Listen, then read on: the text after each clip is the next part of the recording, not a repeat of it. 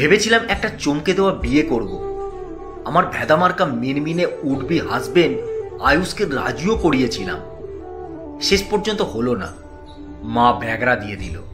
বরের সঙ্গে শাশুড়ি এসেছেন, বরযাত্রী। গাপিত্তি চলে গেল দেখে। হাসি হাসি মুখে শ্বশুরও হাজির। এরা এসেছেন ছেলের বিয়ে দেখতে। অসহ্য।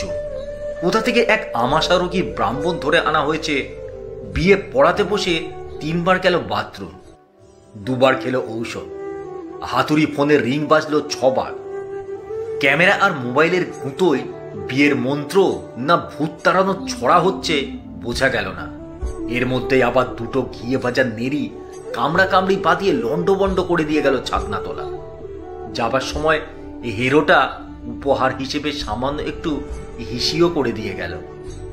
পান দিয়ে আয়ুষ আর আমার হাত বেঁধে ব্রাহ্মণ যেন আবার কোথায় গেলেন। অনেকক্ষণ আর আসেন না। একটু পরে শোনা গেল তিনি রাস্তায় গিয়ে কার সঙ্গে মারপিট বাঁধিয়ে বসেছেন। চিৎকার চেঁচামেচিতে মারপিটের কারণ অবশ্য জানা গেল না। আয়ুষকে পাঠানোই ছিল। সিঁদুরদানের সময় আমাকে দেখিয়ে ও মিনমিন করে ব্রাহ্মণকে বলল, ঠাকুরমশাই, ও বলছিল সিঁদুরদানটা আমরা করতে চাইছি না, সিঁদুর ছাড়াই বিয়ে হোক।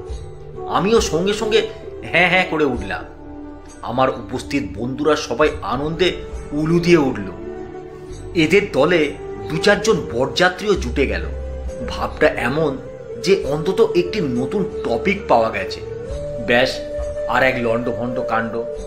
একদল জুটে গেল আমাদের পক্ষে, আর একদল চিৎকার করতে লাগলো সিঁদুরদানের পক্ষে। বিয়েতে উপস্থিত আমার মাসি পিসিরা আমায় বোঝাতে নেমে পড়ল দল বেঁধে। পড়শিরা চিৎকার করে বলতে লাগলো, মান্তু, বিয়েটা হতে দে। শ্বশুর বাড়ি গিয়ে তখন না হয় সিঁদুর পড়িস না। শাশুড়ি আমার কাছেই ছিলেন। তিনি সকলকে থামিয়ে অবাক করে দিয়ে বললেন, বিয়েটা ওদের, যেভাবে পারে করুক না। আপনারা চিৎকার করবেন না, শুভ কাজটা হতে দিন। এবার ব্রাহ্মণ বেটা আসরে নামলেন। কর জোরে বিনয়ের সঙ্গে বললেন, দিদি, আপনি বাড়িতে নিয়ে যা পারবেন করবেন, এখানে নিয়ম কাজটা করতে দিন।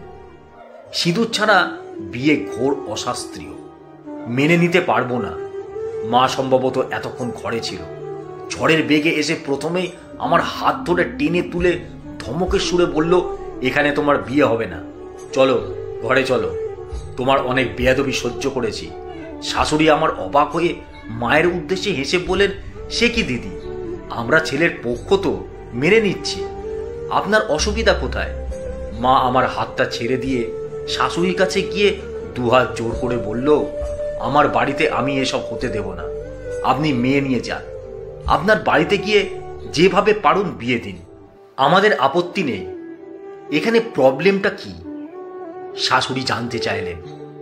মায়ের চোখে এত গন্ডগোলে সম্ভবত জল এসে গেছিল। আঁচলে বাঁ হাতে মুছে ধীরে ধীরে বলল, দিদি, সর্বনাশের শুরু এভাবেই হয়।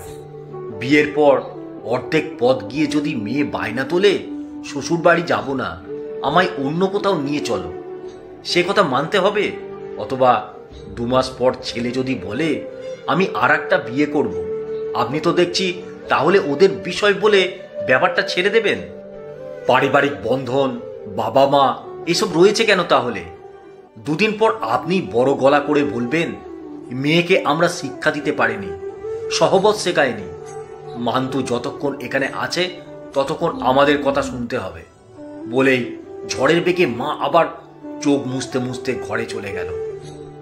শাশুড়ি আমার স্তব্ধ হয়ে দাঁড়িয়ে রইল নির্বাক। তার জীবনে সম্ভবত এত বড় ধাক্কা আগে খাননি। খানিক কি যেন ভাবলেন, তারপর আমার হাতটা শক্ত করে ধরে টানতে টানতে ঘরে মায়ের কাছে নিয়ে এলেন এবং বললেন, দিদি, আমার অন্যায় হয়ে গেছে, এই আপনার মেয়ে। বাবা কাছেই ছিলেন।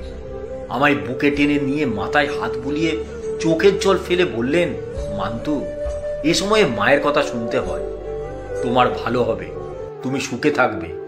আমার মতামতের কি কোনো মূল্য নেই বাবা? হঠাৎ সিদ্ধান্তের মূল্য দিতে নেই মা। ভেবেচিন্তে আগাম সিদ্ধান্ত নিয়ে ঘোষণা করে যদি এমনটি করতে, আমরা বাধা দিতাম না। যাও, মা যা বলছে শোনো। আমার বিয়ে আমি সিদ্ধান্ত নিতে পারবো না? কেন পারবে না? নিশ্চয়ই পারবে। শাশুড়ি মাকে বলো বাইরে কোথাও গিয়ে অনুষ্ঠানটা করুক, এখানে হবে না। তুমিও বলছো, শুধু বলছি না, তোমার মতো মানতেও পারছি না। আর হ্যাঁ, 5 মিনিটের মধ্যে তোমার সিদ্ধান্ত জানাবে। যাও, বাইরে যাও, আয়ুষের সঙ্গে কথা বলো। আয়ুষকে নিয়ে ফিরে এসে দেখি বাবার হাত ধরে শাশুড়ি মা বলছেন, আপনারা নিজেদের সিদ্ধান্তে যেভাবে অবিচল থেকেছেন, সত্যি বলছি আমার খুব ভালো লেগেছে। আমিও প্রথম ভেবেছিলাম যা করছে করুক, কিন্তু পরে ভেবে দেখলাম অবাধ্যতা এভাবেই শুরু হয়। সিঁদুরটা কোনো ম্যাটার নয়, কিন্তু গুরুজন বলার পরেও মানব না, এটা হতে পারে না। শাশুড়িমার কথা শুনে আমরা আর সেখানে দাঁড়াইনি, ধীর পায়ে বেরিয়ে এলাম ঘর থেকে, একেবারে সোজা ছাতনা তলায়।